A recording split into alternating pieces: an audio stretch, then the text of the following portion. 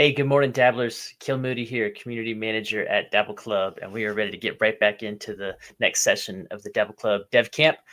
Mel is ready to rock and roll. We've got a lot of contract work to do today, marrying that front end with the back end.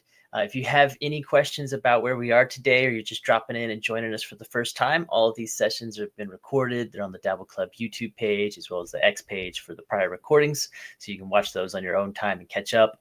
Otherwise, I'm going to go ahead and just get out of the way because I bet we've got a lot to do today, Mel, and let's go ahead and just get started. What do we got happening for us today?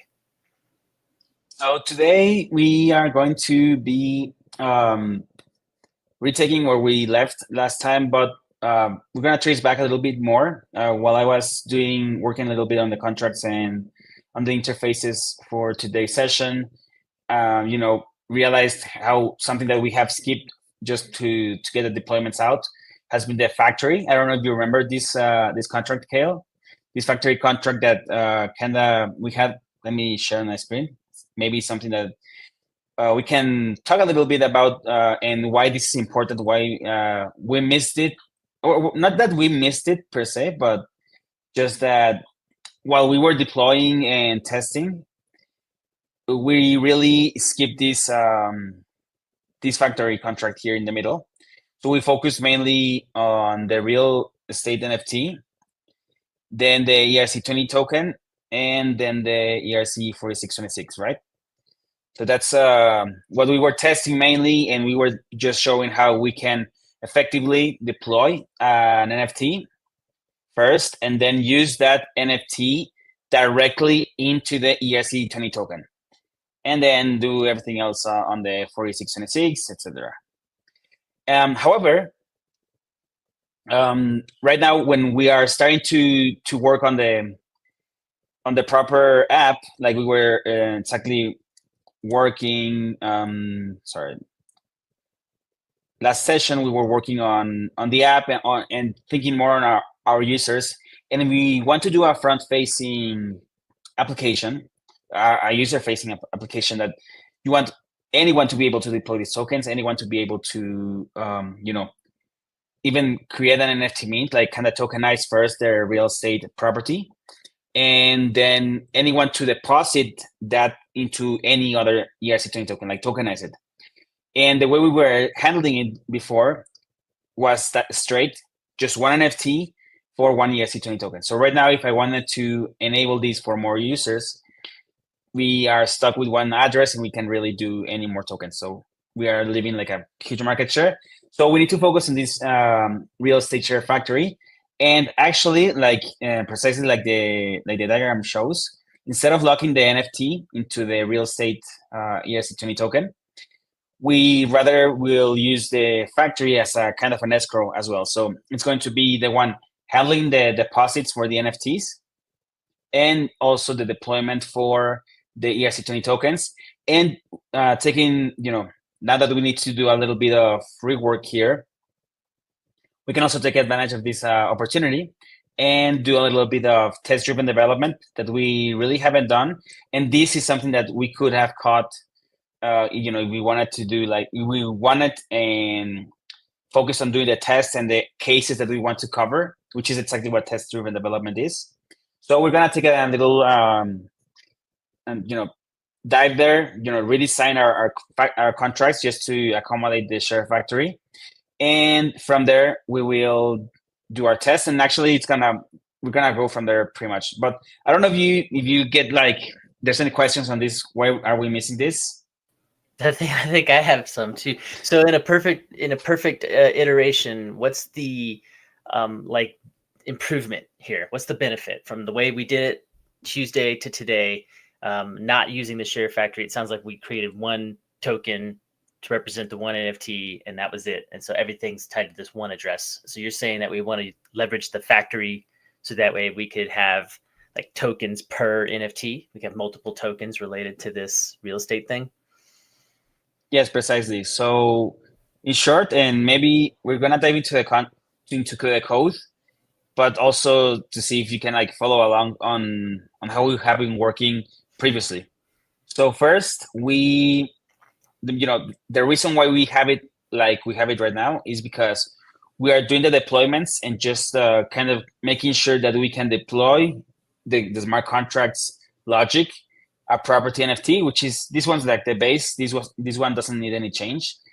However, when we deploy the ERC20 token, we are only deploying it once. Like it's like there's only going to be one token, and every time that they want to deploy a new, anytime somebody wants to deposit their property to tokenize it into multiple shares, they will need to come here and create like this new deployment script, and that's very uncomfortable. Like nobody's gonna go through that. I mean, you could do it, but instead of that,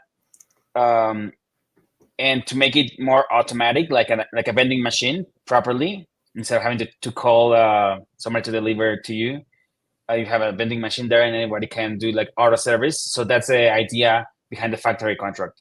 Now we're going to allow this deployment to be handled automatically, and us, instead of having to test this manually like we did last time, we're going to focus more on our use cases that where we want to allow our users to just create a new NFT here and then deposit a new NFT to receive the shares token, ERC20 contract, and all of this that we didn't have previously. We had to do it manually, and that makes sense. Kinda, so we just skipped the factory then, huh?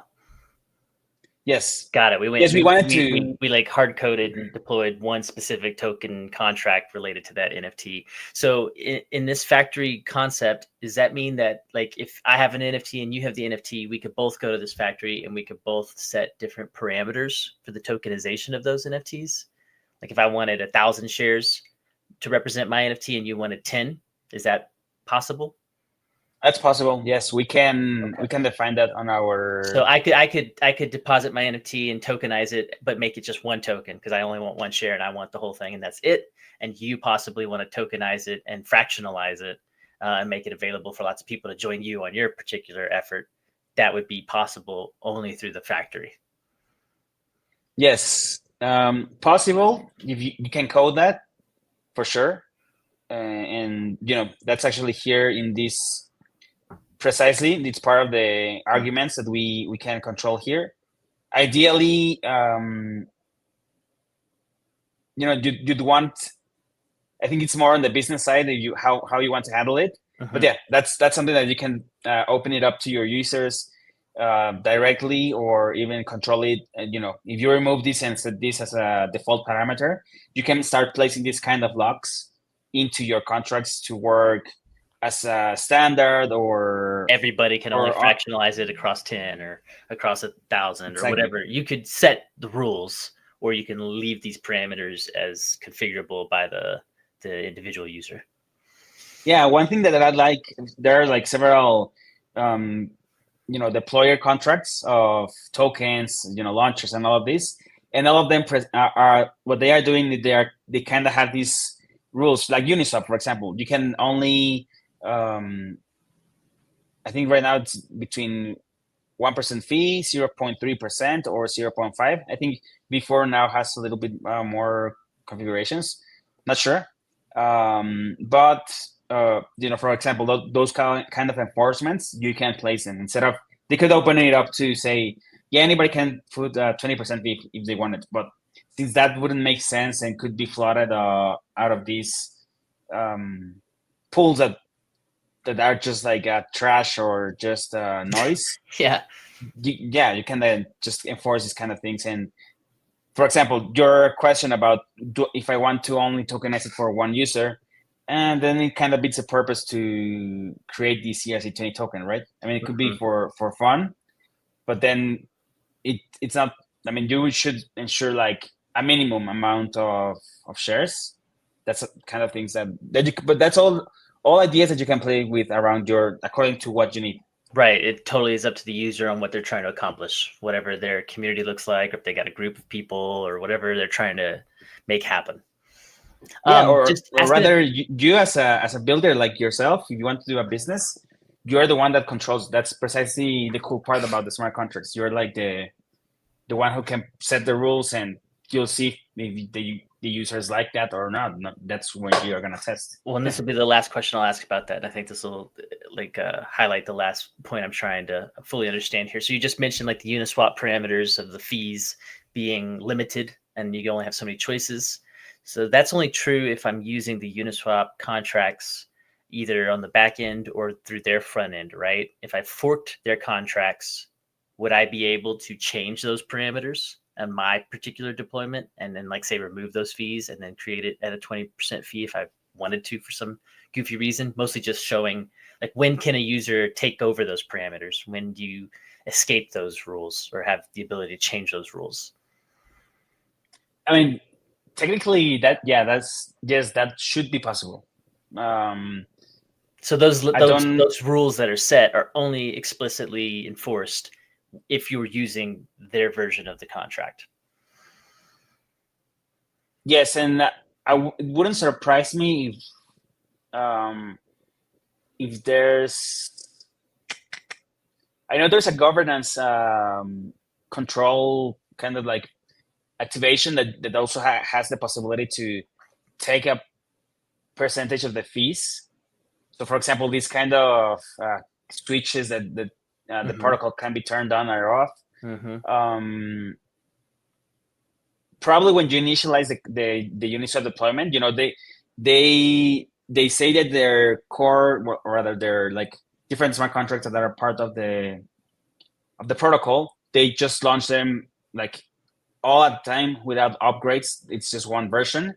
So now that we are in version 4, it's like literally the fourth time they have released the contracts. They don't have, as far as I understand, they are not upgradable. So if they want to make any change, they have to wait until the next release. That makes sense. Which is super cool. It lets users feel like confident in what they're dealing with.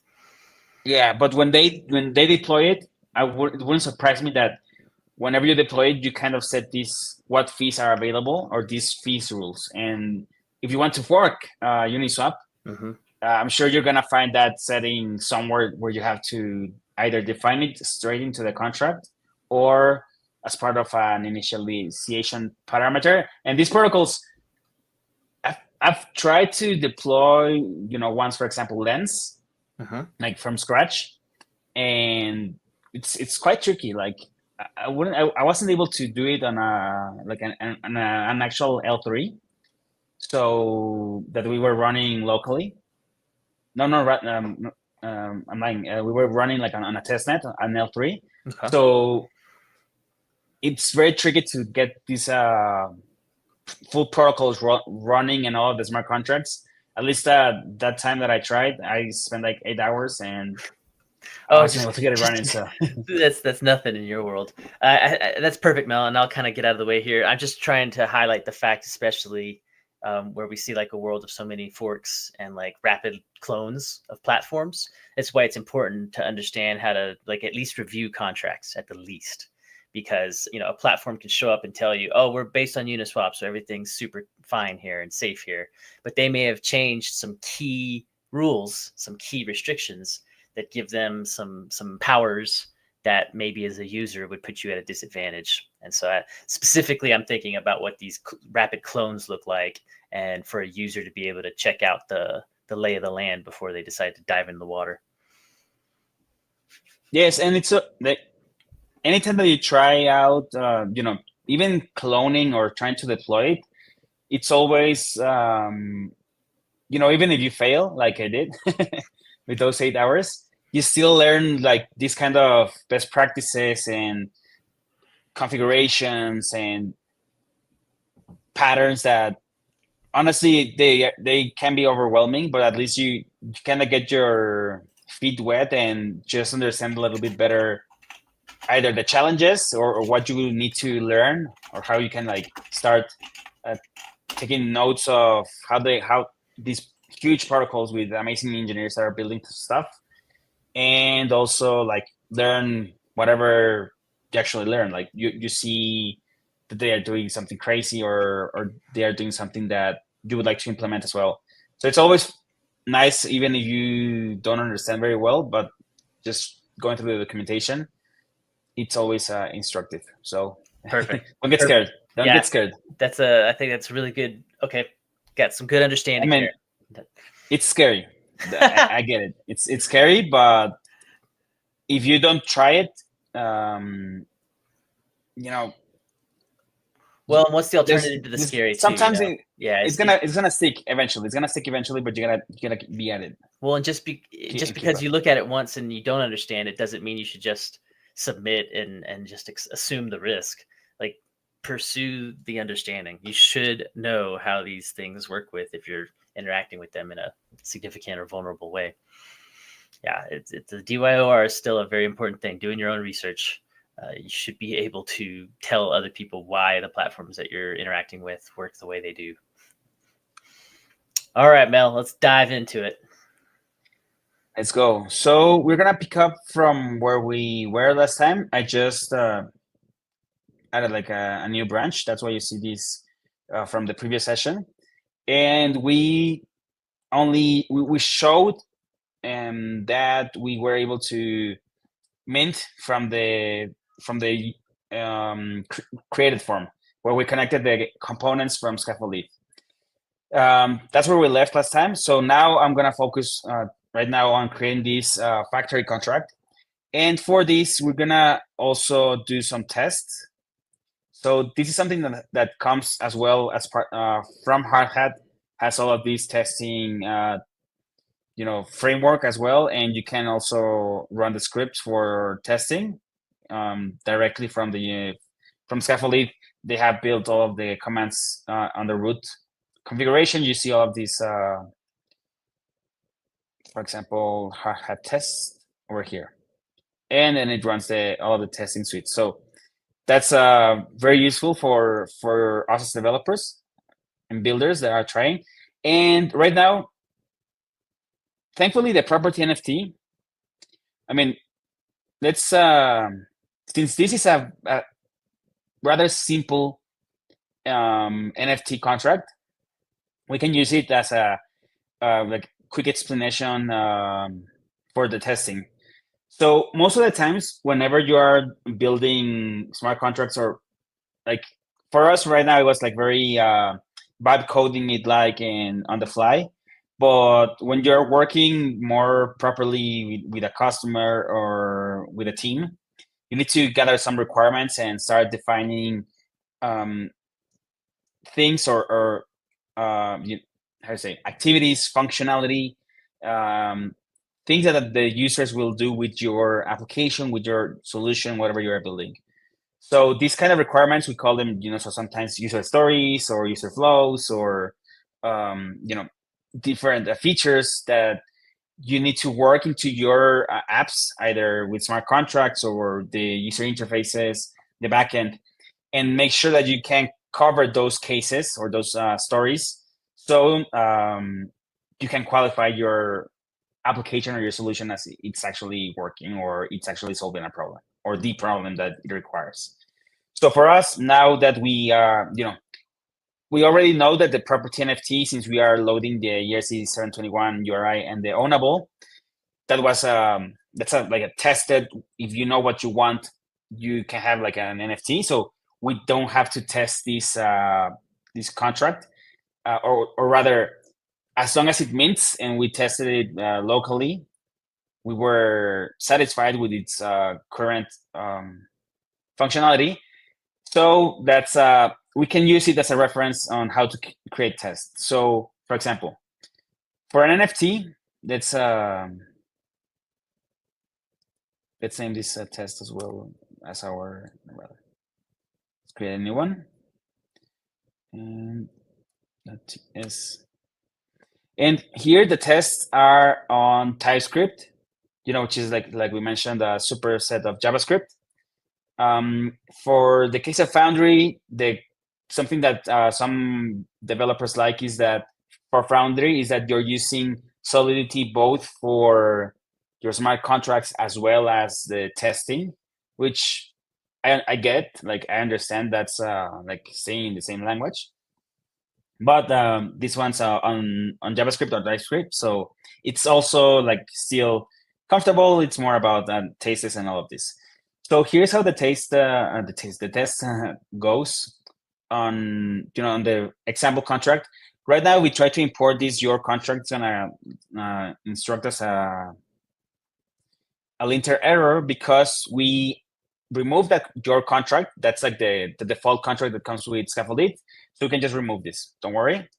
And it's actually like just getting the ABI, getting all of the information that was generated as part of the artifacts. And we will use, for example, in our case, we would import property NFT, which does exist, for example, okay? And I'm gonna just comment out this. So those are the imports.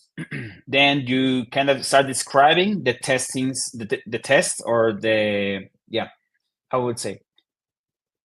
You kind of describe a parent test that's defining all of the tests that you are going to actually run. So that's what this describe function call means. So here we have like the definition for the first test file that's gonna run, which is your contract in this case. It's not the one that we're gonna use. We declare a variable that we are importing, which would be the type of our contract.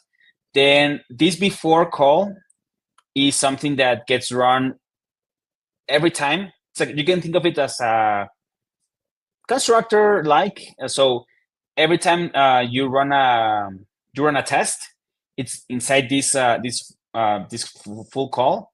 You're going to run this function every time. So this is helpful, for example, to get who is the owner, who's going to be deploying the contracts, get the signers, get the private keys, get the signatures. Even, for example, if you want to pre-fund for the testing, say that you require to send a deposit of 100 ETH for a reason, or you want to test something that requires previous funds. So you can do this call before and just deposit to a specific contract, deposit this amount of value, and set up also any other transfers, any other deployments, initializations that you need for the test that you're going to run. So this is like a constructor, but for the tests. So it's going to run every time before any of these mini tests. These are the proper tests that you're going to run. And I think you can also like keep doing this describe nesting, but it's going to depend a lot on your like structure. I think you can do it by files and by smart contracts. And in this case, for example, what they are doing first, they are getting the signer because they are going to be using that signer. Yeah. So what they're doing is first, they get this like a signer, which would be from the ethers injected like within the testing environment. That's the nice part. Like they make sure what we were doing. We have been doing all of this DevCamp with scaffolded. We run a local chain, so we run the yarn chain command, and then we run our front end, and that's how we interact with it. So this is something that's happening in a similar way on the testing suite. So hard hat, before starting to run the test, deploys it starts running also the local testnet, and you get the ethers as it's gonna work for us. I think we have seen we talked about WACME last time. We talked about WACME, and WACME uses something similar to ethers. WACME and ethers are kind of like here on our next JS implementation. WACME and ethers are precisely this kind of interfaces. WACME not really. WACME is like another abstraction on top of Beam, which is the real abstraction for Beam, and ethers. They are blockchain interfaces, I would say. Blockchain interfaces for TypeScript, for example.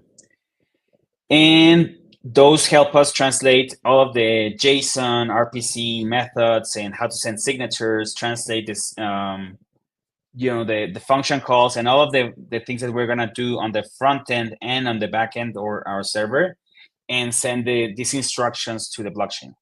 So this is what was happening here.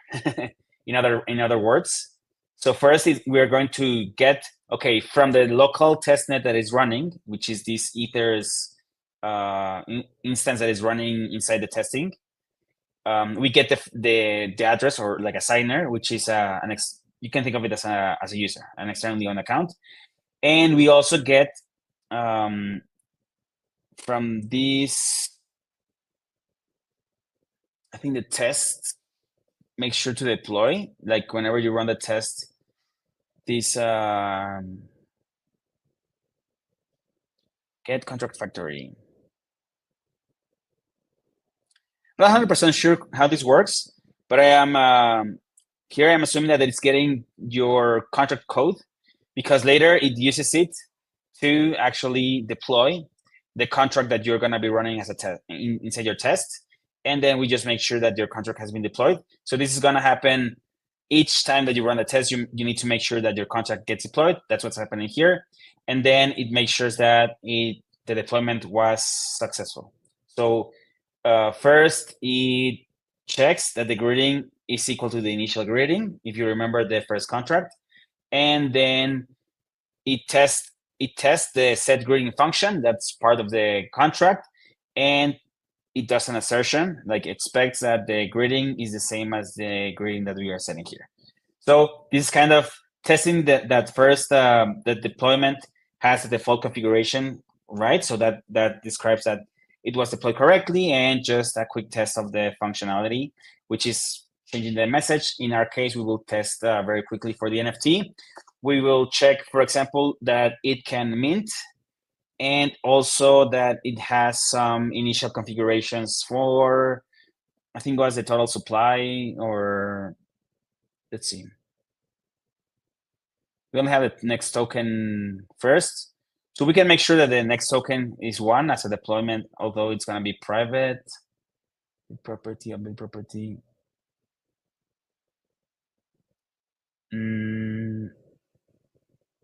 Yeah. I guess we can just mint. Really, what we need is to be able to mint a property, and then check that the property exists here, and maybe that the property can be updated. So we're gonna delete this. First, let's do our testing here. Also need to close here, and we have our imports. And before this, we're gonna get, first, the owner is gonna be like the deployer, and we also are gonna have a user. Then we do, we're following what pretty much Cursor is telling us. So first, we're gonna get the contract factory that should be already generated after we compile. And here is a different call. We can take a look. So here we are requirement arguments.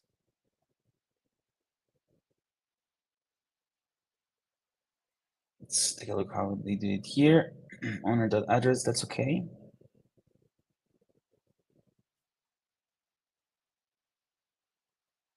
As your contract. As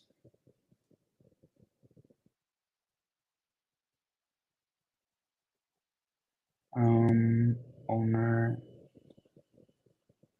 I think I'm doing this wrong.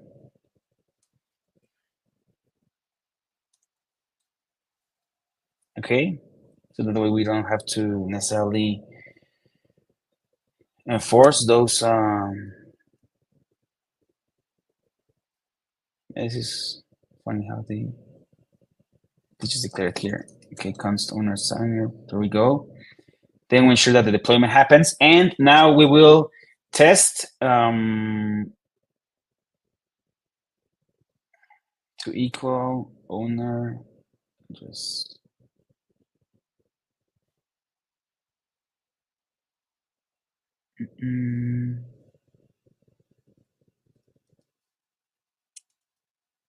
Take a look. Okay. What am I missing here?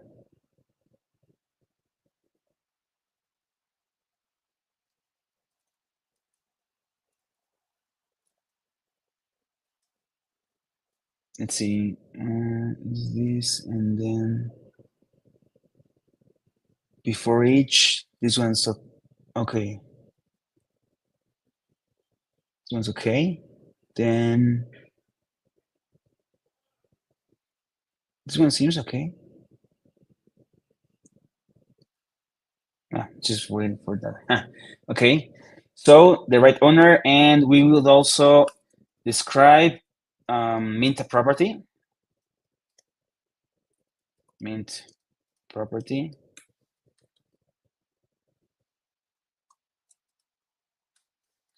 And for this one, we are going to use actually the second. So it's gonna be the second signer. So you remember whenever we start like this, exactly like this. Whenever we start locally our chain, the same thing is happening whenever we start the test. And some accounts are preloaded, as you remember, with some ether. They already have like these defined addresses and these defined private keys, so we can be sure that whenever we call the first get signers, these are the accounts that we are actually getting from this call of ethers dot get signers. Why are we using the owner address? That's just gonna be like the first. We are defining it as the owner, and something that we can do on JavaScript or TypeScript is this kind of destructure. Sorry, my English is not very good. It's destructuring the signers to get the owner and the user. So this happens whenever we are doing. Sorry. Things like this, for example, const. So you say ethers dot get signers.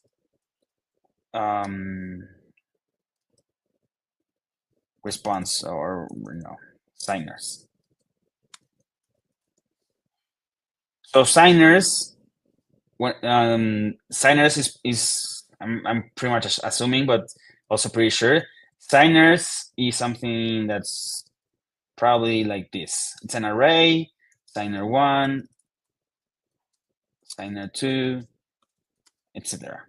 But rather than having these as variables, they are storing. It's an object that's storing information such as the address, such as I don't know, the private key. I'm not sure what exactly these ethers gets designers kind of type we are getting here. For example, if I say owner, it's a type here that says hot ether signer. It has all of this functionality and all of these kind of definitions. Sensitive parameter types, contract methods. Okay, but we have through these ethers get signers, and we did a structure. We can think as we are extracting according to the order. So here will be signer 3, signer 4. We can just name them as we like. We're getting each of these accounts that we are running here on the local chain or in the test chain in this case. For us, we are only actually needing 2. And what I was doing is the first one, we're not going to test the owner. We want to test that any user can actually mint a property. So that's where I am using like this, leaving this empty space and then using the user. So it should have a different address. Should be the count 1 over here.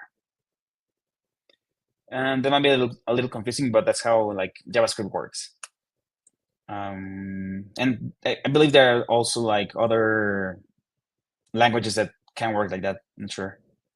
So now that we have our other signer instead of the owner, we're going to call the mint property, and this one has specific number that is 7. Let's see. Was telling us that it was 7 arguments. But let's see. Now that we are some help of our editor that arranged or formatted and the code and helped us also include some of the values, we can enter the arguments that our mint property function needs, which was the recipient of the NFT, the location. I believe this is the square meters. This one should be the amount, the value, sorry, the value in dollars, type or category, and the token URI. And after that, we are calling like the expect assertion, where the property owner of property, yeah, this one. I'm not sure what the response actually for the mint property is. It gets back token ID. I wonder if that unit, that's something I haven't tested really, but we'll try it right now on our test. So property should actually be a unit value.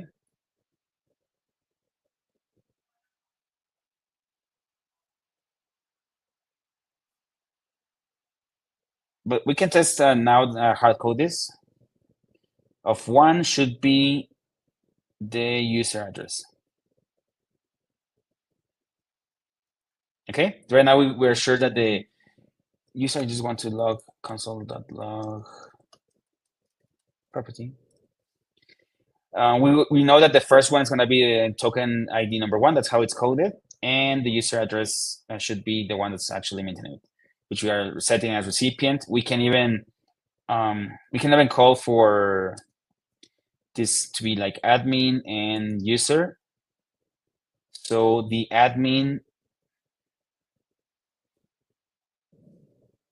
will be calling the property NFT in this case.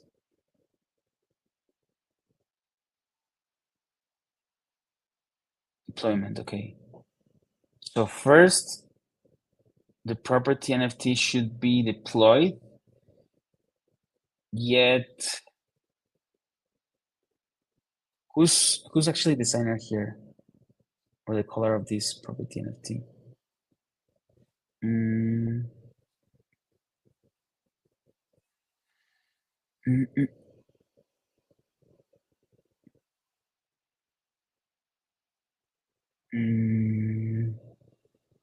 So I remember that Foundry had this like kind of starting as another user, but I don't think we're actually doing this like this. It says the AI.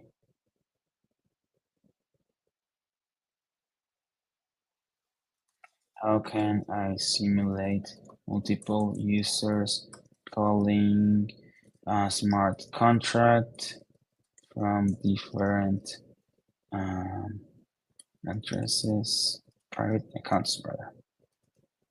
Accounts in hard hat. We can add the docs.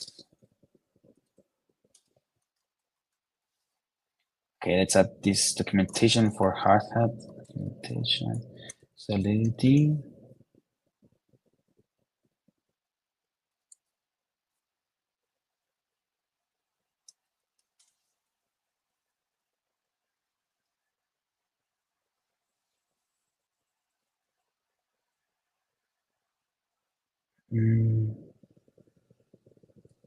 When creating tests for my smart contracts. And let's see what we have here. I honestly don't remember this part very well on hard hat. Connect, okay. So let me make this, I'm gonna have to make this a little smaller so I can read over here. And yeah, multiple signers this is the way that I was explaining. And the way that we should do like these interactions is doing through the connect. So, because if not, I'm like 99% sure also that the account zero is the one that is always used for all of the like deployments and testing and all of this, unless you kind of um, define it. So like this, if we didn't do this connection, we will always be doing it from the perspective of one account, and we can test this kind of like, hey, did another user actually deploy it instead of us? So that's yeah, this looks exactly like a type of test that we need to run. So we can actually copy this. And what other kind of things? The connect instead of okay. Then this is how you can do like reversions. So we can also, if you wanted to test only owner calls, so this is something similar to what we should be using, and test transfers. So first, exactly. So first here it means a property, and that's something that we can also test transfer, and then use that same user to transfer from user one from its own address to the different address, and then just verify this. And the other one, the NFT fixture should handle multiple user interactions. Here it doesn't let's say, do any definition, but it doesn't actually explain the test, but leaves everything open here with different. What's this for? Complex test fixtures. Oh, it's a fixture. Okay. Oh, nice. Okay, yeah, perfect. It's defining like a way that we can actually abstract a lot of this and just have this reusable fixture, reusable code that sets up always an owner, user one, user two, the property NFT. Actually, that sounds interesting, but let's just copy first this test. No, that was not it. This multi-user interactions test. Close this and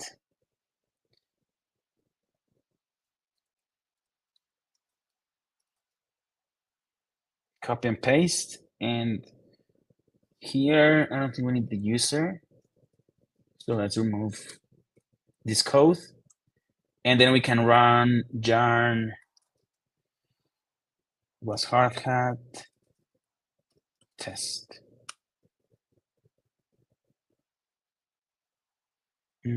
Actually, before hook in your contract. Okay. So the property NFT, that's the one that we were doing. Both of the tests run correctly. And actually, the proper way to do it is kind of define them in a way that you know that they are going to fail. So, for example, here it would be ensuring that for example, this one, that we are using the zero address, or testing if that the zero address reverts. Like these kind of things that should be failing first, and then you get them right. Because here, of course, we had the AI that was the one that actually sent it. We got that code from the cursor, so we know that's actually gonna be working. But that's how you do like a testing. But for us, I'm gonna stop here right now and see if there's any questions up until now for these kind of tests on Solidity. Looking good. Yeah, Shrudi's on the edge of her seat. All right. So I'm gonna remove this. Save. For this one, I'm actually gonna remove this. Close all of the. I'm gonna remove the your contract test because we actually don't have this one. And now moving to our shares token. For this one, I'm just gonna review.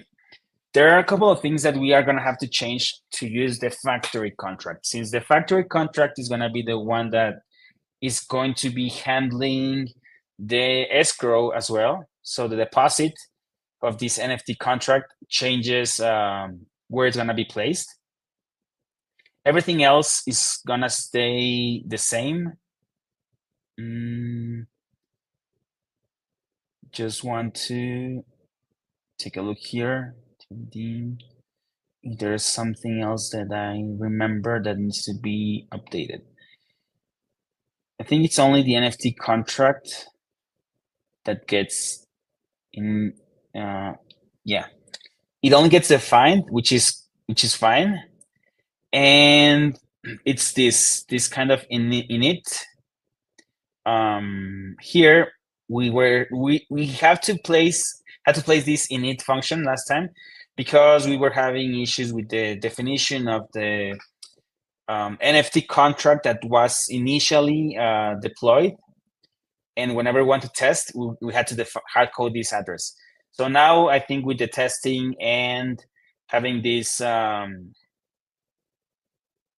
this factory contract instead of this init, we can actually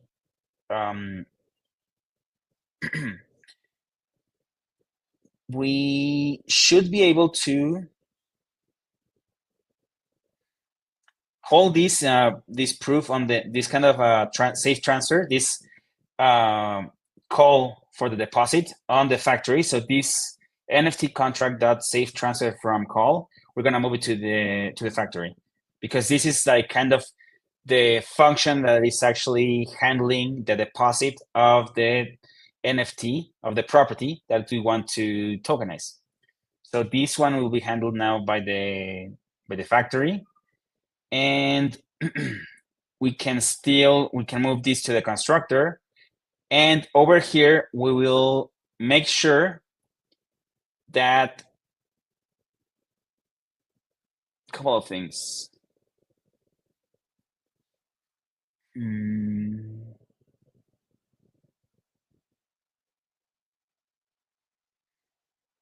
So there's one thing that we need to make sure that we enable whenever we deploy these ERC20 contracts. We also want to make sure that we have the factory as defined here inside as our variables, because we're gonna use that address to check that the factory is the one that is holding this NFT contract. So in other words, we need to also make sure that balance of, for example, factory contract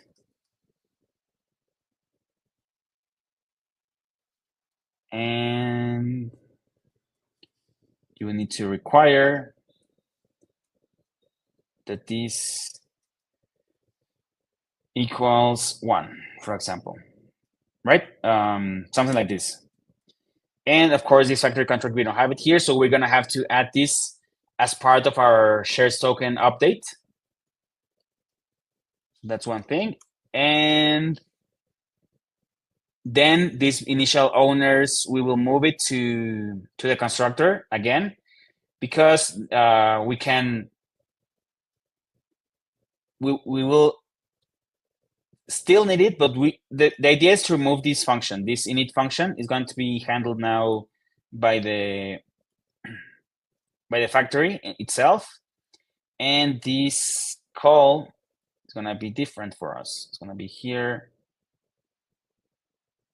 Also require. No, sorry, not this one.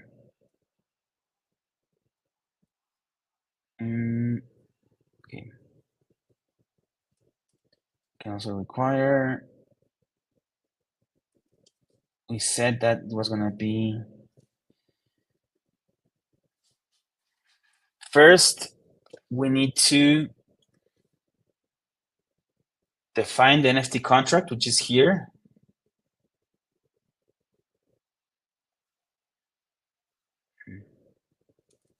Require NFT contract dot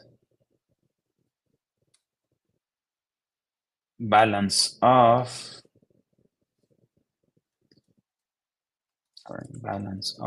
and now we actually want to make sure that we are receiving the owner. The owner of this is going to be the factory as well.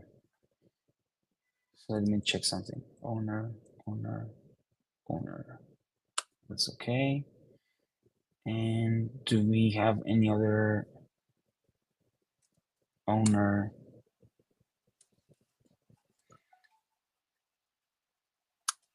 Just checking if we have if we can reuse the owner to keep it at the owner, but instead of having it named as owner as factory somewhere.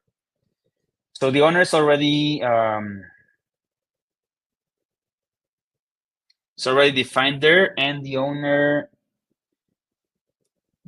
only has some control, just making sure that there's not so only the update share price can be modified. So why would there be a reason for the share price to be modified?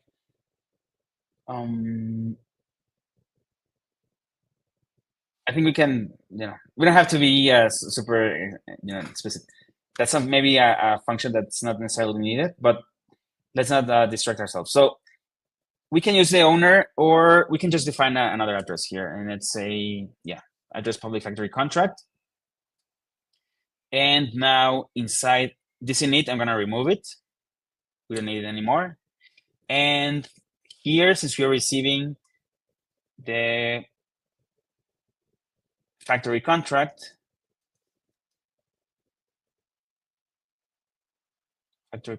where is it? We're here.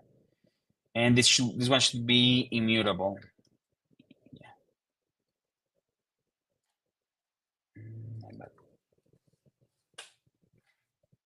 There's a problem here. Yeah. We need to initialize it. So let's say, let's leave the factory as factory. And there's going to be a factory. That's okay. And lastly, we need to assign, I'm actually going to remove the contract part. And just call it factory like this. Okay. Now, the only thing that we added the variable factory. So whenever we want, anyone wants to deploy, and this is mainly as part of our security. So we need to ensure that the balance of the factory contract for the NFT that is going to be defined as, it's going to be linked to our ERC20 token. So the one that's going to be tokenized, we are creating this link and making sure that the contract was actually deposited into the factory contract that's going to be also working as an escrow. You can have like a third contract here, but for this example, I don't think we need it. And we should just make sure that it's one. NFT contract dot balance of the factory.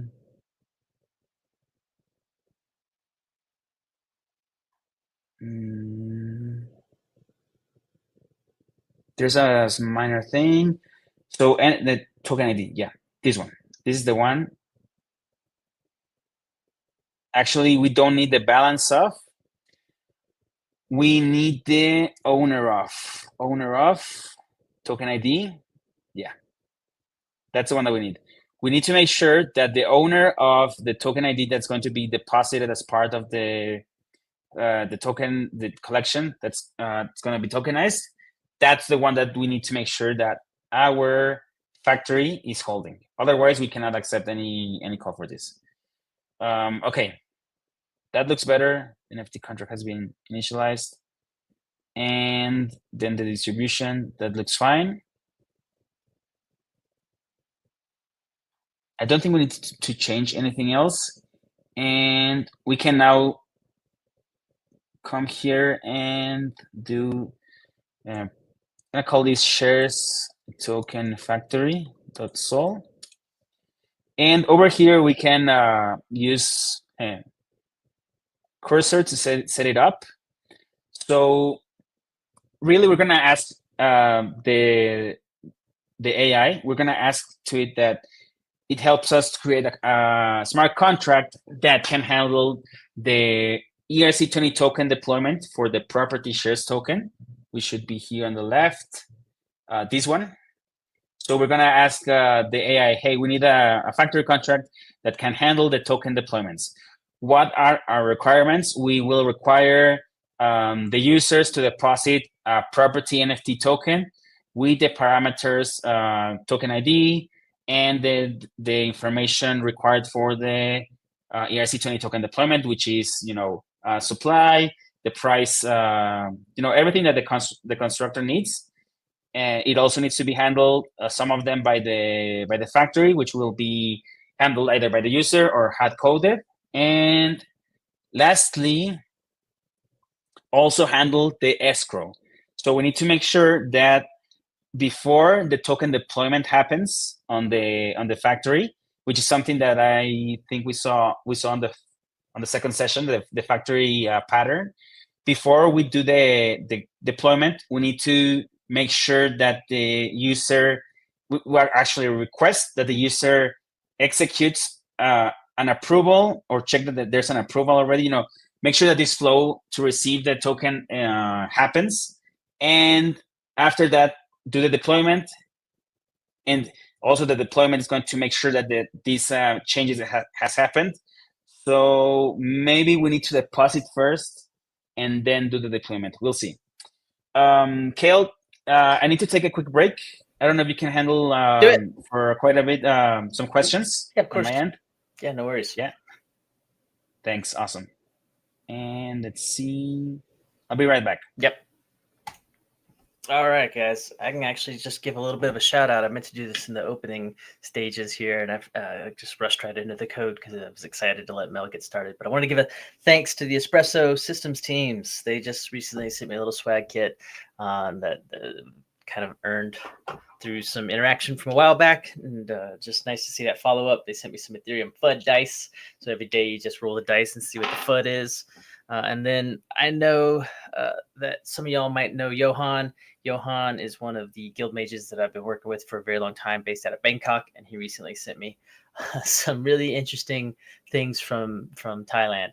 And so this is one of the woven little creatures that he just sent me. It's a herbal inhaler holder, and I just wanted to give him some recognition and some thanks for that. And it's one of my favorite things about working in this space is you meet people that are truly globally decentralized and all over the world.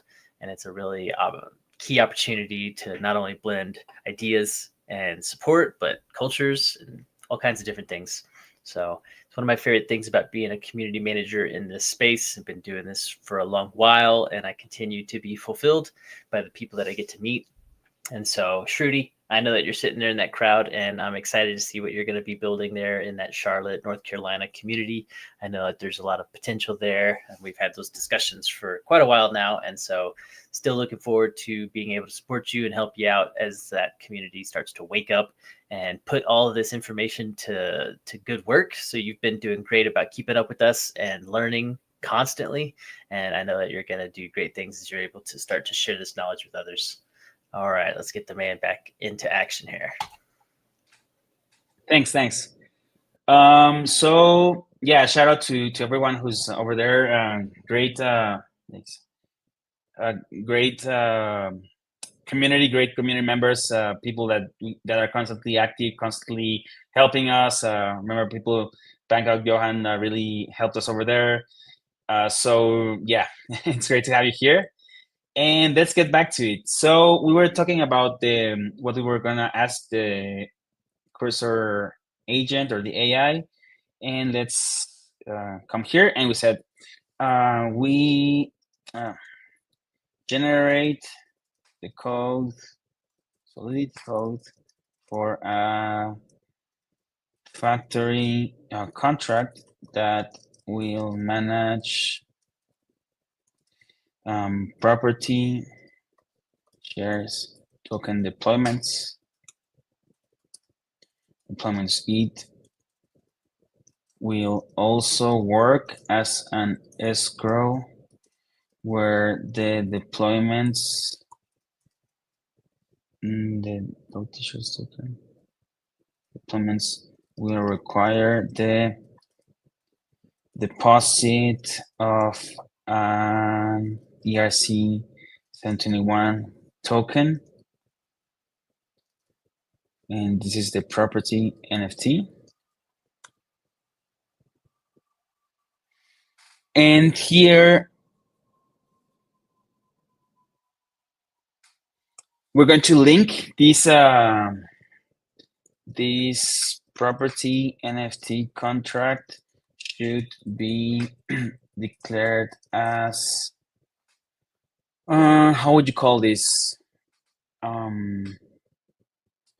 The only contract that can be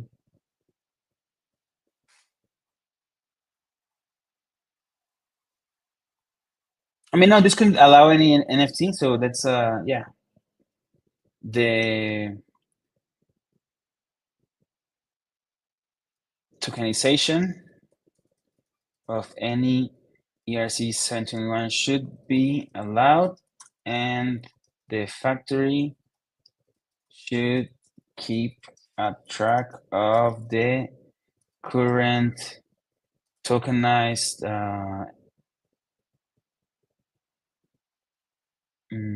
tokenized assets and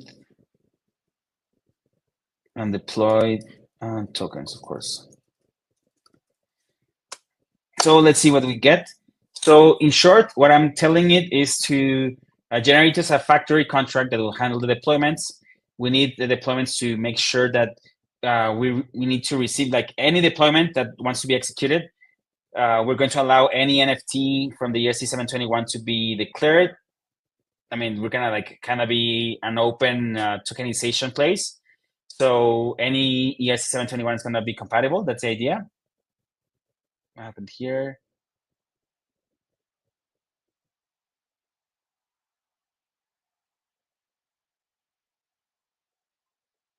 Give me a second. Please generate it inside the file. Please generate the code inside the file. Oh yeah, I was saying. So it's going to be a factory that it's going to require you to deposit any NFT token, and it's going to deploy a smart contract for the ERC20 that we declared. It's going to we're gonna go to there right now. So it deploys these tokens whenever you deposit an NFT, and also it's that's pretty much it. What else do we really ask about? Ask it to do for us?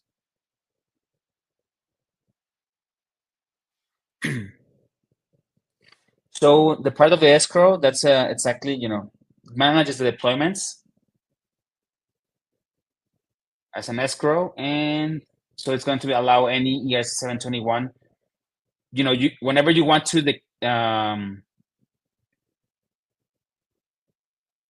whenever you want to deposit or create like a tokenize something, we are keeping track of the NFT contract that you're claiming to be tokenizing and the specific asset.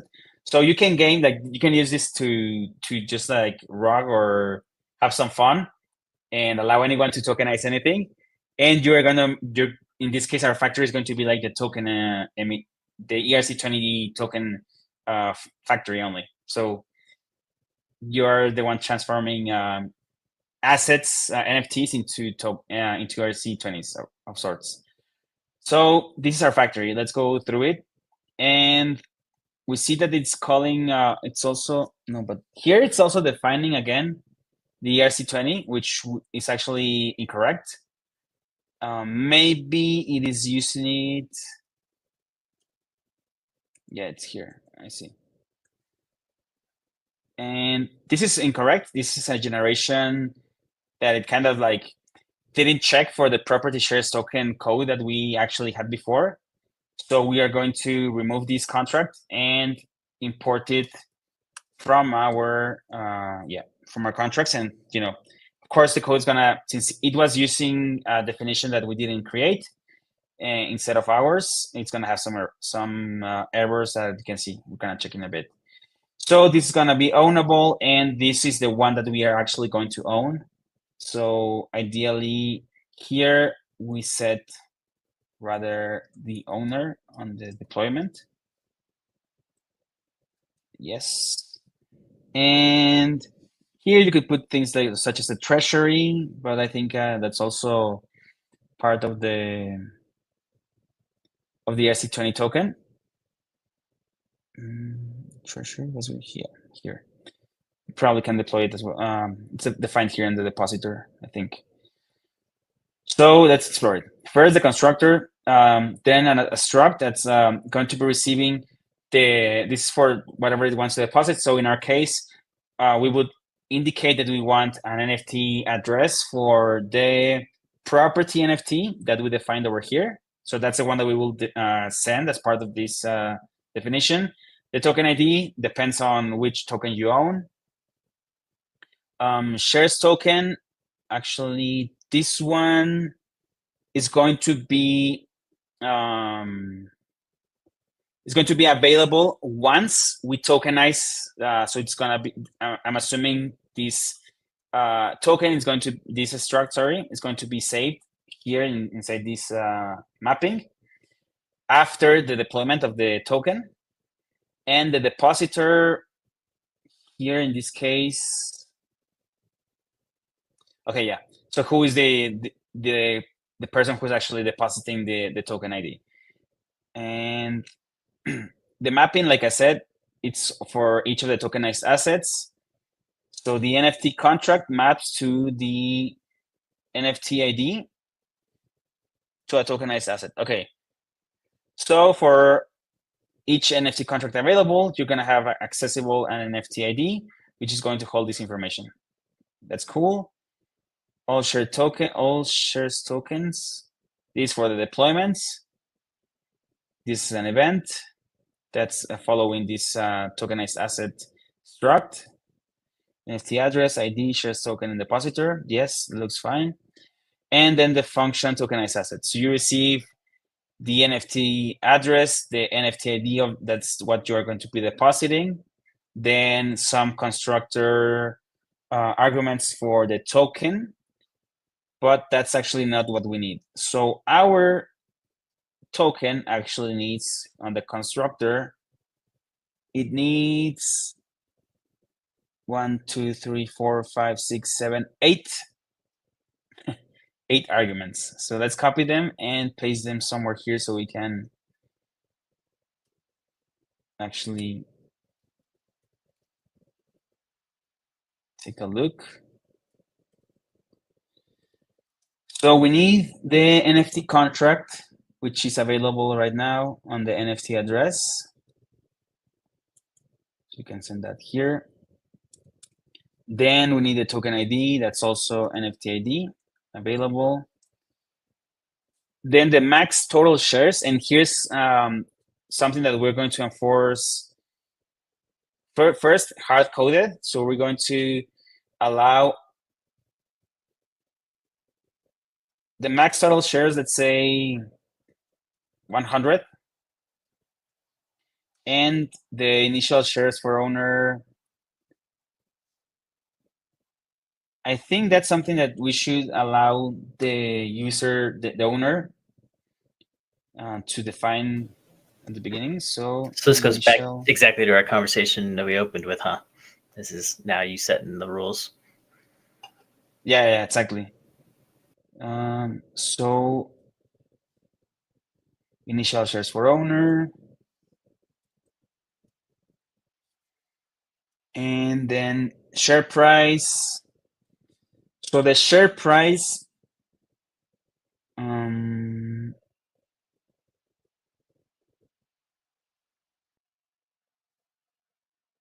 there's a couple of things that we need to take it into consideration, but I'm going to hard code it right now. Ideally, you need to calculate some way to make the token have an initial value that actually represents the value of the property. So right now, I don't want to get into complexity of having these kind of functions, helper functions that can help you just get these values that actually make sense. So I'm gonna just leave it into, share price. Let's say 0.01 ether.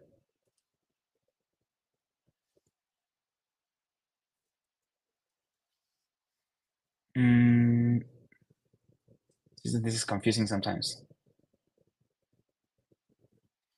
The share price, are we leaving it in ether terms or dollar terms? It's I'll put it here as well.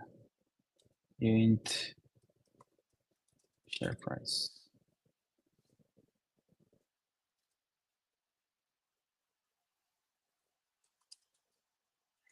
Share price. The property name. Yeah, we're gonna need property name instead of the treasury. It's gonna be the treasury in this case. So it's not gonna be the depositor, but rather let's leave this as a treasury, although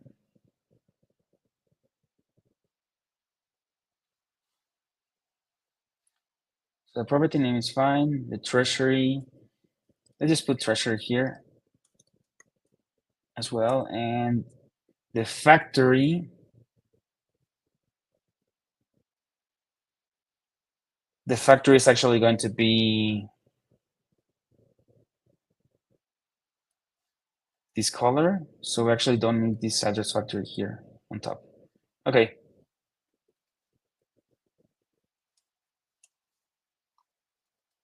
And let me do a quick update to our contract here,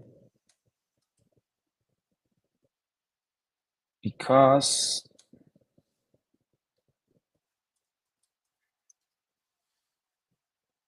the property, the shares token is always going to be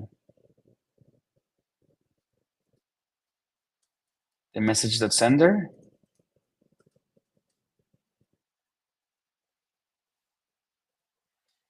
And that we will ensure that the factory is always also the factory itself, because this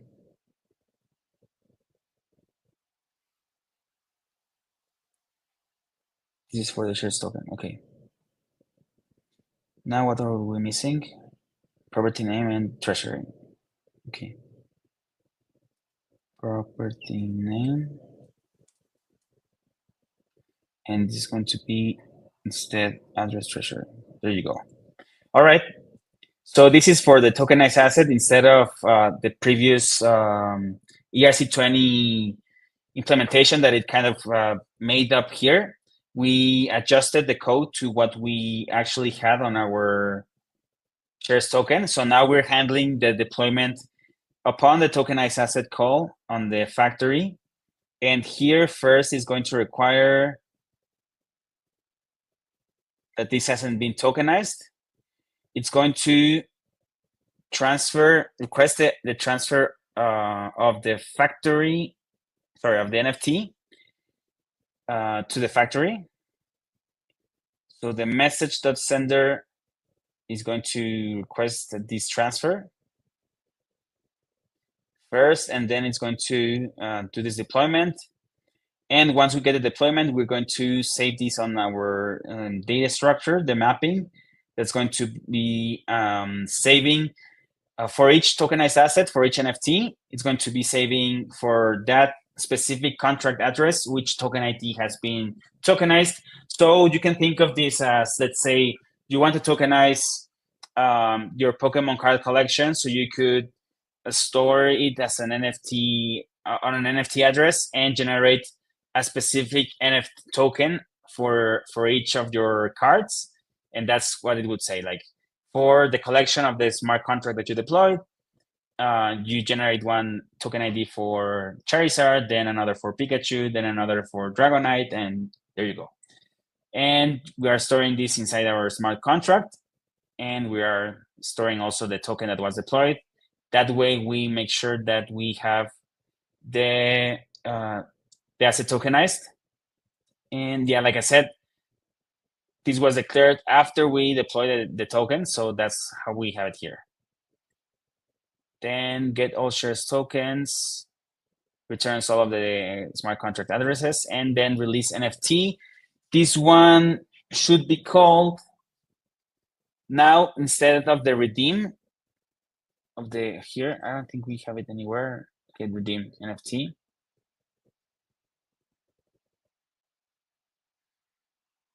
Asset shares token.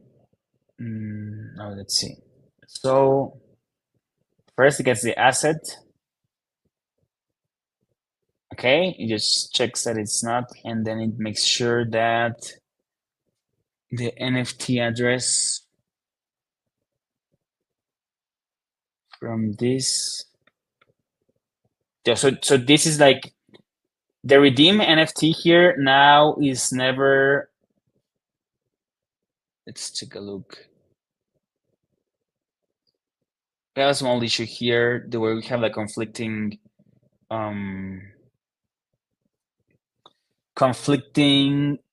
functionality. So on the shares token, there's no need for the redeem NFT because right now we are not storing the NFT contract here. We are keeping it now on our factory smart contract. So instead of that, this release NFT can handle it. So that's okay on one end. So that's what's happening here. However, we require another thing before this happens. On our tokens, for this to happen, we are requiring this burn mechanism. So we would need to actually do this check on the release, the redeem. Okay, so we need to do these checks of the total minted shares and the balance of, making sure that that the property shares token is actually ready to be burned, like to be released, the NFT. So this functionality will need to be replicated on the factory, and we need to use the data that we're storing inside our factory to enable these checks. So the easy way would be to just ask the AI to do it for us. However, here let's do a quick revision of what's happening. First, this is we need to check that the contract has not been redeemed here on the ERC20. So if you want to release an NFT, here's the tokenized asset. We're going to require several things. We also require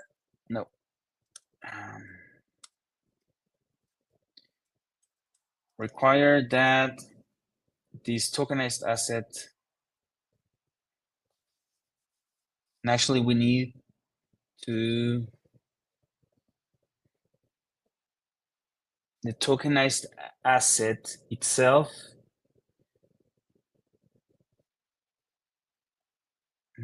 is redeemed.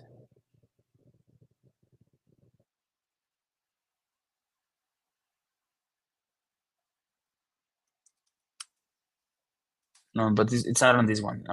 Let's see. So first, not there is redeemed, but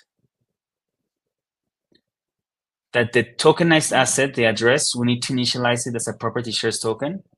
So no, we need to.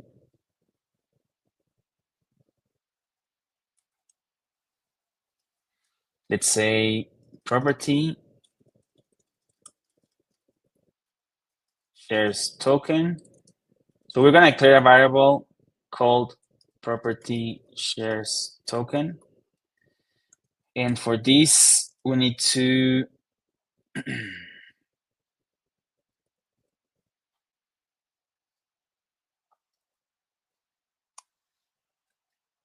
initialize this asset dot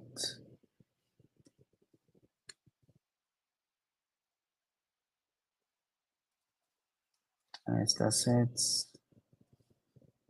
You have tokenized asset dot address.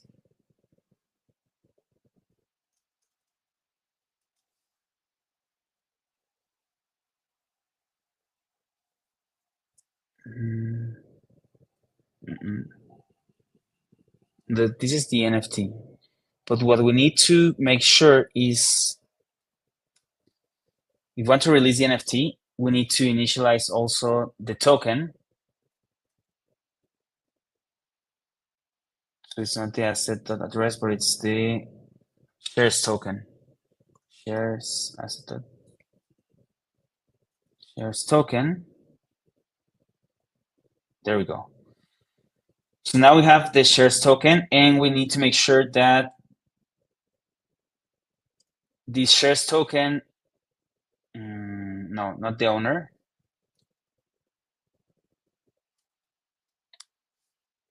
That this, whomever wants to release the NFT, we need to make sure that the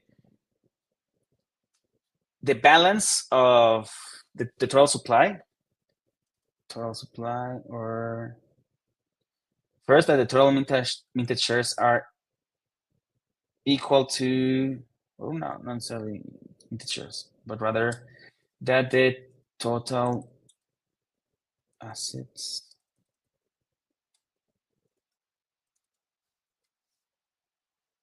let me take a look. So property shares token, it's an ERC20. So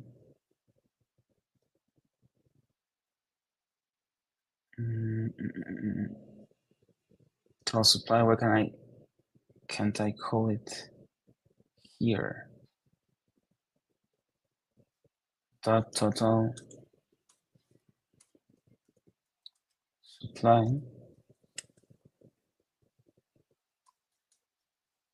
Okay, so the total supply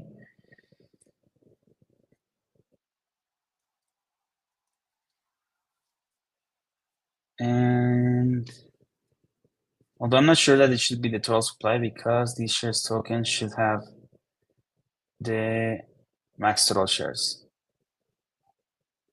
Max total shares is more important in this case.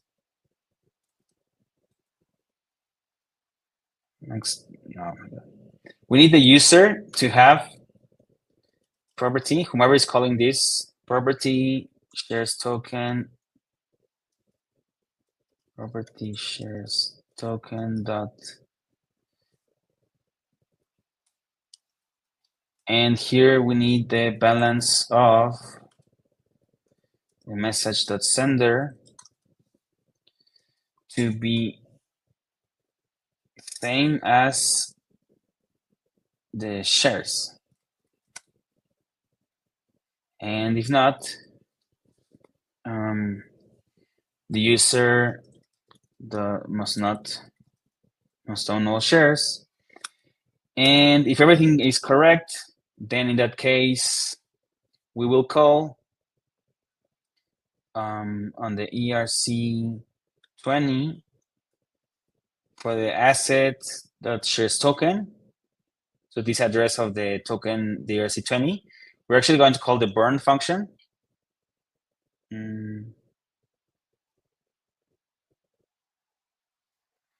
So we actually need the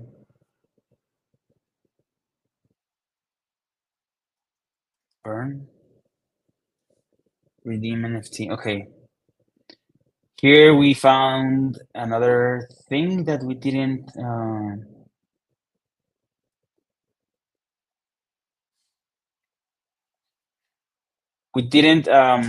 actually code on our property token, but that's okay. We still can modify this.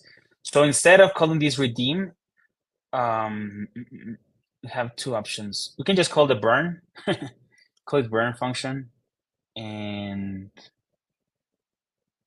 I don't think this needs to burn shares, and we can remove the redeemed.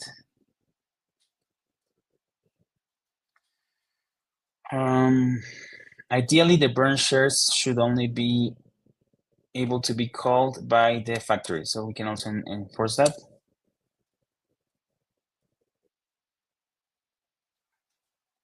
Burn shares. Call this only owner,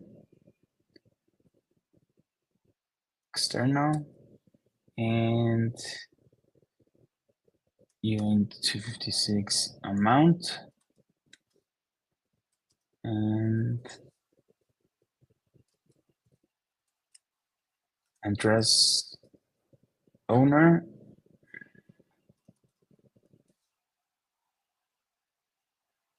and the amount. We're going to require the balance of the owner should be less than or no. The balance of the owner should be larger than or equal to the amount that needs to be burned.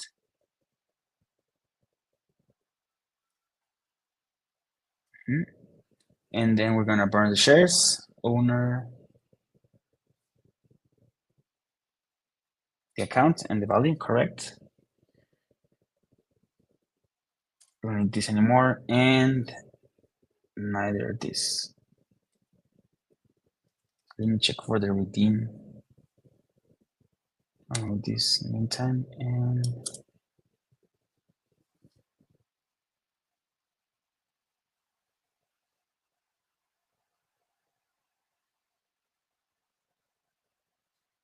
no stone shares too.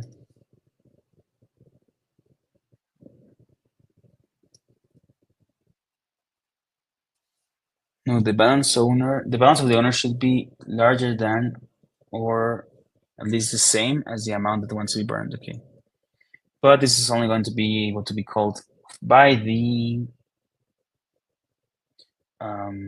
owner, which should be the factory. And now we can call over here. For this, we should actually use the same. Actually, it's over here. So we have initialized it as the shares token. So I believe we can just call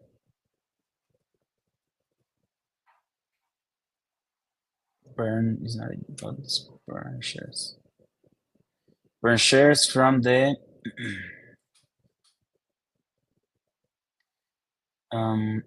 message sender, who's the one who wants to release the NFT, and property shares token, yes, the amount, the sender. Yeah, that's for the release of the NFT. There's another one that so for people who actually buy, yeah, I don't think we were using the shares burning before. So it seems like this should be okay now. And let's start our testing. And we have, let's do it in 15 minutes. And let's go over here and say this is our shares token factory .ts, sorry. And we're going to import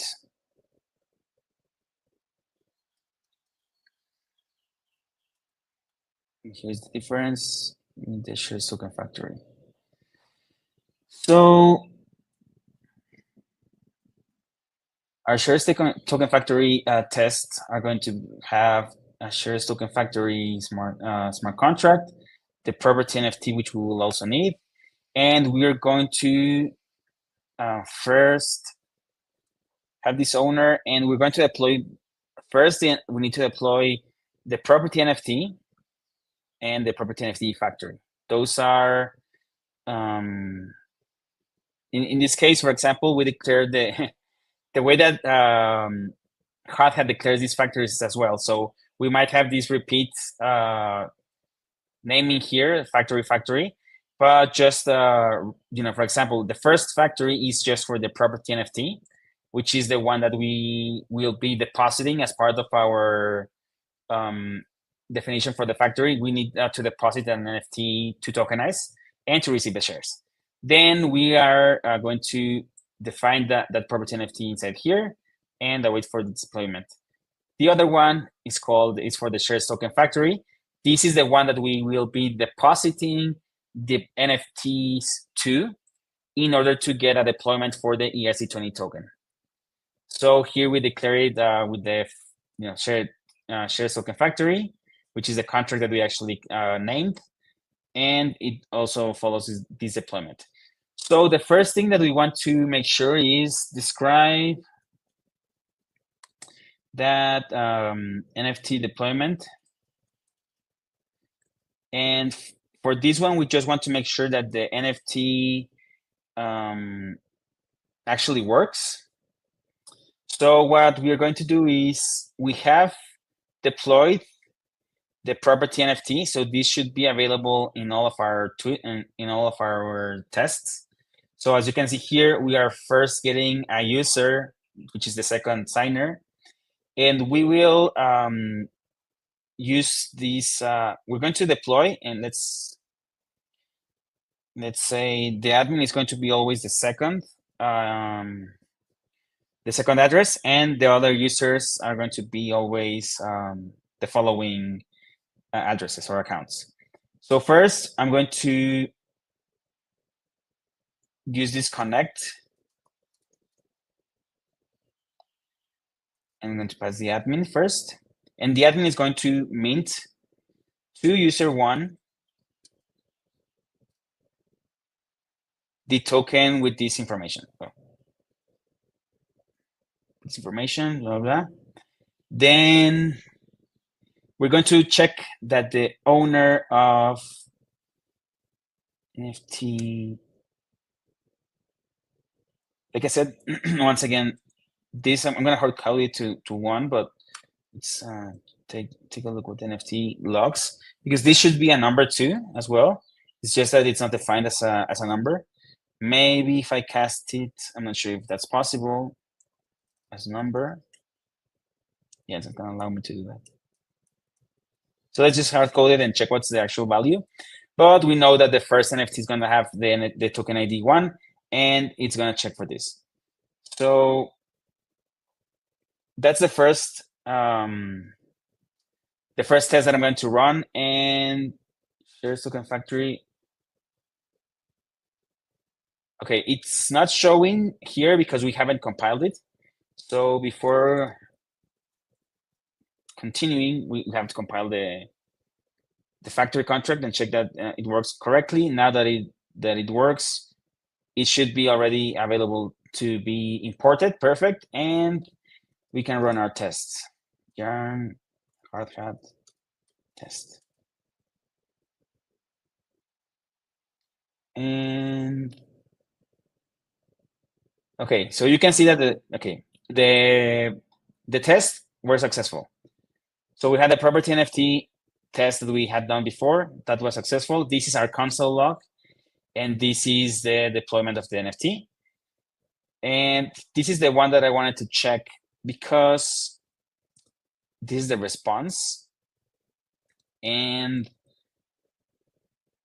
for some reason, it doesn't, the AI was expecting that we could use this to compare, but as you can see, the data will need to be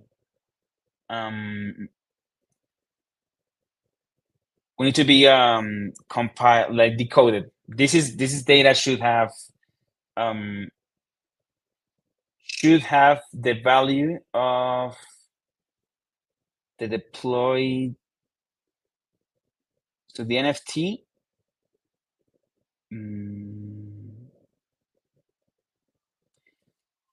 Because the mint property, that's the one that we actually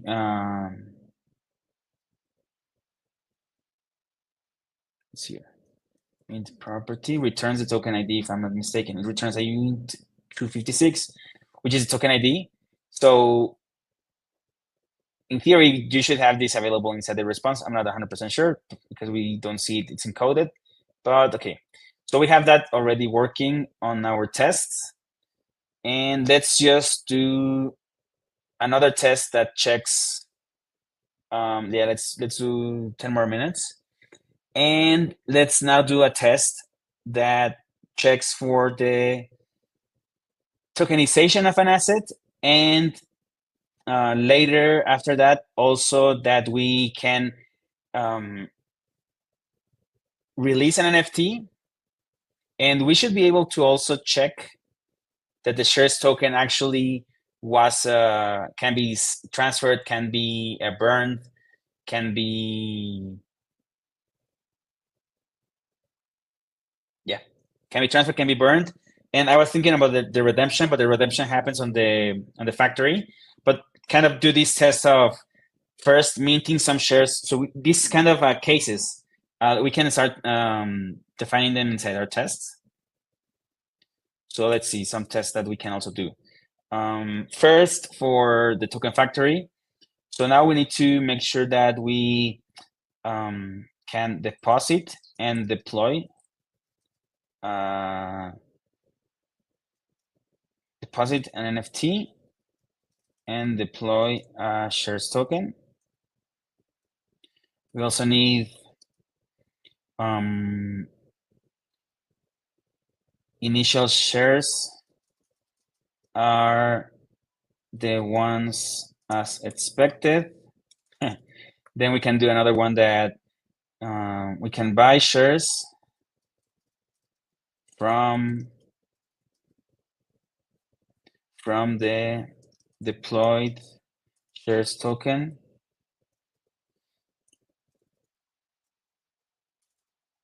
Then also buy all shares and release the NFT.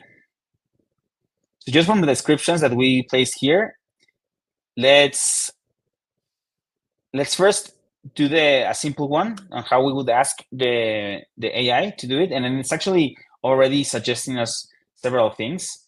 But for me, the first one that would be deposit an NFT and deploy a shares token. And I would say for the test, make sure that there's already an NFT. Owner can mint, can use the minted NFT to, and ideally you would like the user one. Ideally you would like that whomever is the actual owner of the property is the only one that can deposit. I don't think that we actually are enforcing that inside our factory. So in the tokenized asset, we are enforcing the transfer, but we are not making, like, anyone can transfer this. So one thing that we can do is also add another require here. Check if the NFT is owned not by the factory, but rather that the NFT is the depositor.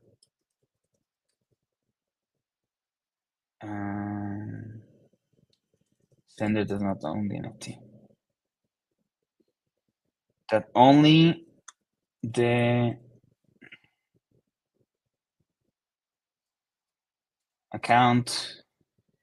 Okay, so we need to make sure that the only account that owns the asset can deposit the NFT, and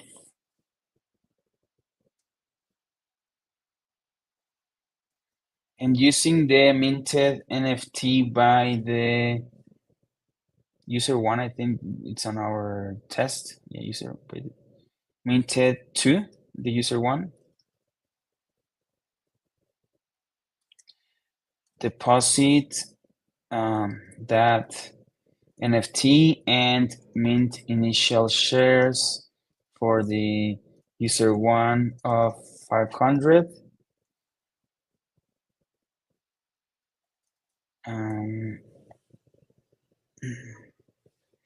Decimal.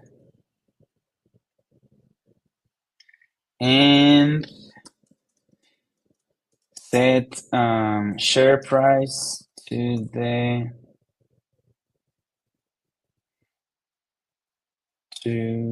let's say 1000 USD initial, and the total amount, total shares also 1000. And we just ask like an example deployment. So we asked first that we need to make sure that we use the user one's NFT that we created here. And actually, oh yeah, we're gonna need to redo this part.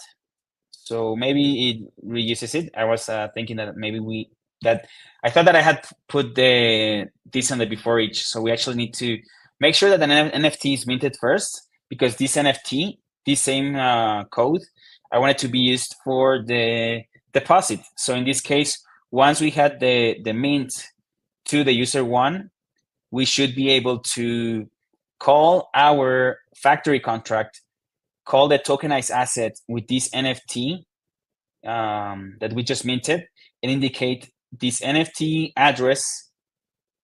And we're going to say that the token one, which is the one that's going to be here, is going to be deposited, and then make sure that we get with these instructions of how many initial shares for the user, how much is the starting user price, and the total shares. I don't know why I put $1,000. Maybe, like, it's just the use of using fiat, but let's see if it does some calculation here. It's gonna be interesting.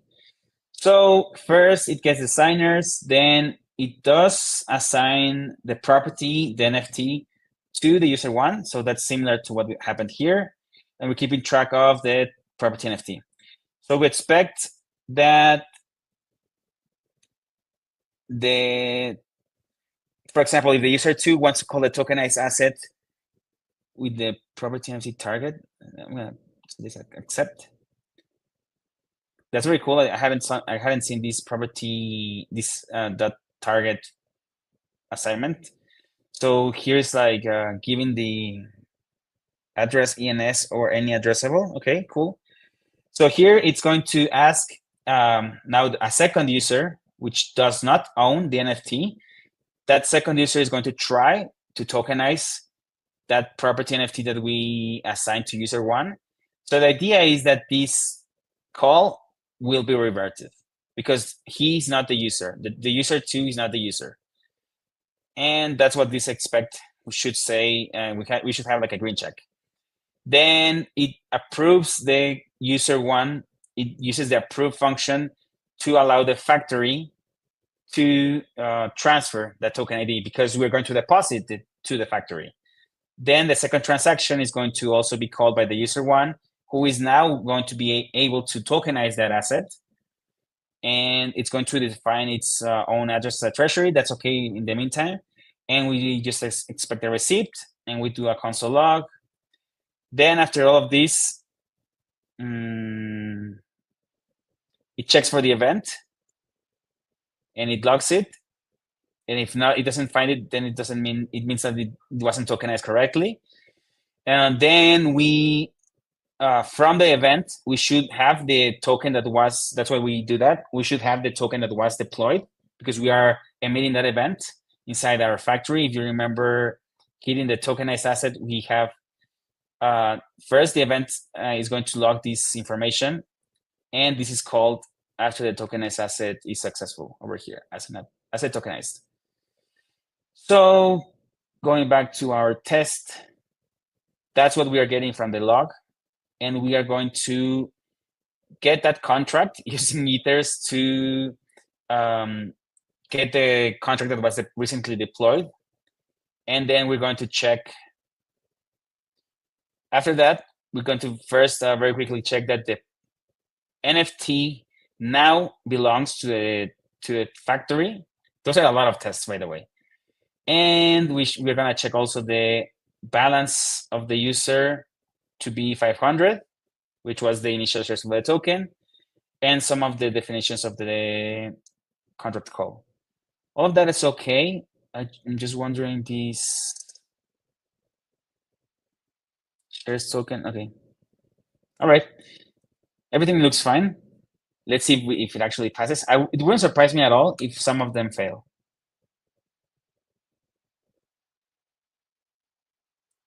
Let's see. So we have 3.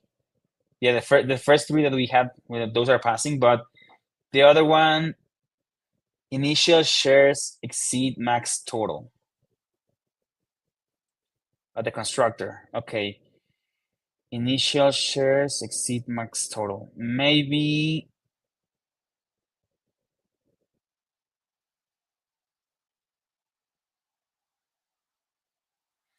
that's something because we are using decimals. The decimals thing is always tricky to follow because on the constructor, here's max total shares. Where is this enforced? It's on the constructor, and I think here, when we want to create a new here, max total shares.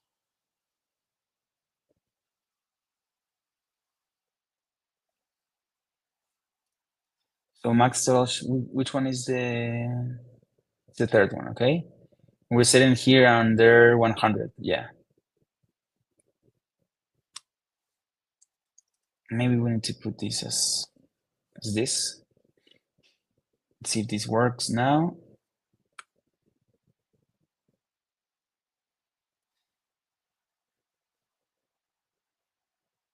Now,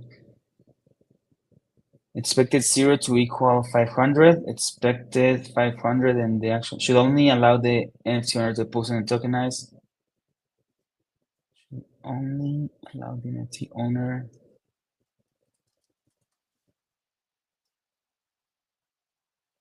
Should only allow the NFT here.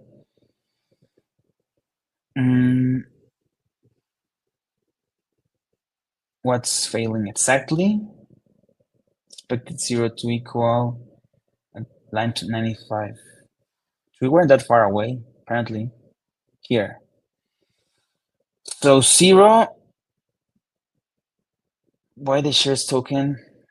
The balance of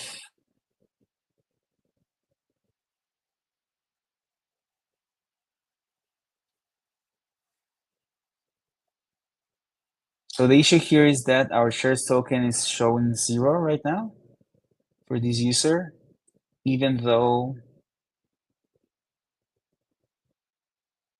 shares token balance expect 0 to equal 500. User one should have some shares. That is correct, because the shares emission should happen inside the tokenized asset call. Initial shares for owner.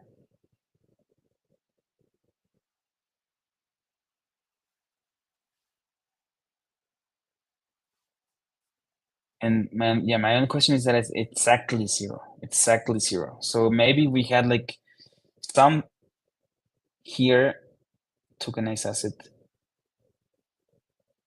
target, token ID, the initial shares for the owner, share price, that's okay. These ones, the ones that's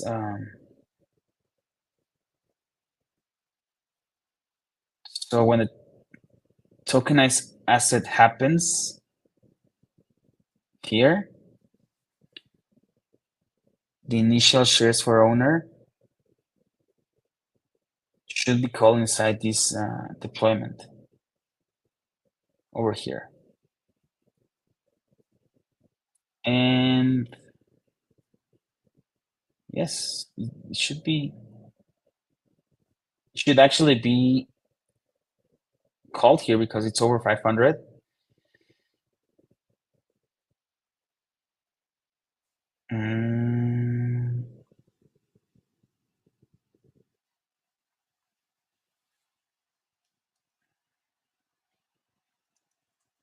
Let's try again. Can compile. I added a small decimal adjustment there, but I don't think that's the issue. Should also remove the console log because it's also giving us like a lot of information that's not necessary right now. This one. And let's see, we still have the same problem because still on the same 995. Expected 0 to equal 500. I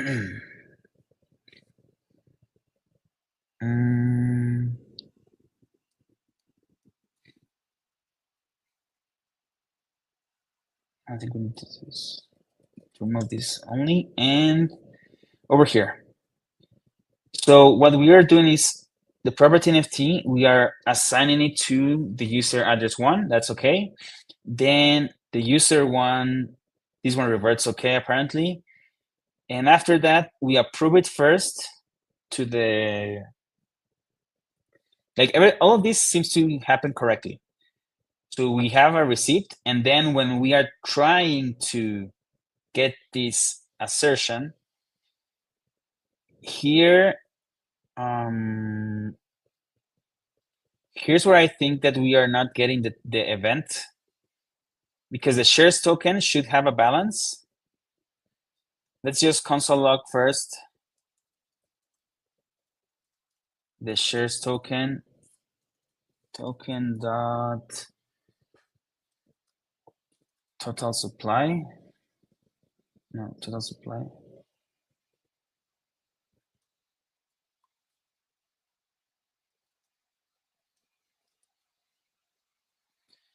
Total supply. And later, after that, from the shares token, I don't think we need the balance. I also want to know the address, just to see if there's like an actual value here.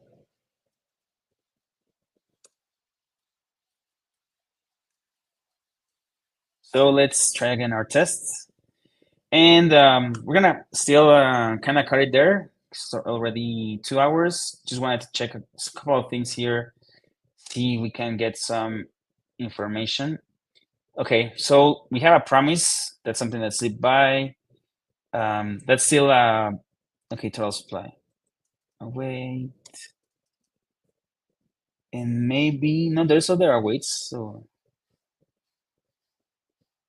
I'm not sure, but there seems to be a token address at least. Address, I don't know how it's a spelling, but so you see, I do see that there's a total supply of 500, but what I'm not sure is if this is actually being minted to the user. So because the balance is evidently not 500, even though the total supply is.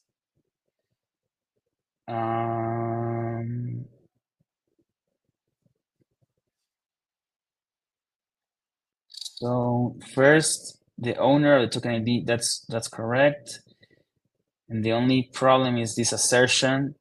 The balance of the user 1 address is that. But that is probably because the property shares token is then in the constructor minting it. Okay, that here is the problem. It is minting them to the sender, and right now the sender, we are defining it as the factory. So instead of this, there's we need to make a change to the shares token factory. So here we actually need to actually share the token, the RC20 token, to receive an address that is going to be the initial owner of the shares instead of the treasury. It could be something like the treasury, but different, that actually defines the first depositor. And then enable that on our test. But I'm gonna cut it there. We're still making some good progress on the testing. You see all of these small things that we're catching now, Kale. Yep. It feels like you just found the right thread to pull on. Yes, and that's part of the learning that we definitely need to take as developers. But yeah, let's cut there, and we continue on the next week. I like it, Mel. Yeah, we'll get the invite, the event put up on Lemonade. We'll share that in the Dabl.chat, and we will continue DevCamp next week on Tuesday. And I'm looking forward to watching you get this thing hammered out in a straight flat iron. Thanks so much, Kale, and thanks everyone for joining. Have a great weekend, everyone.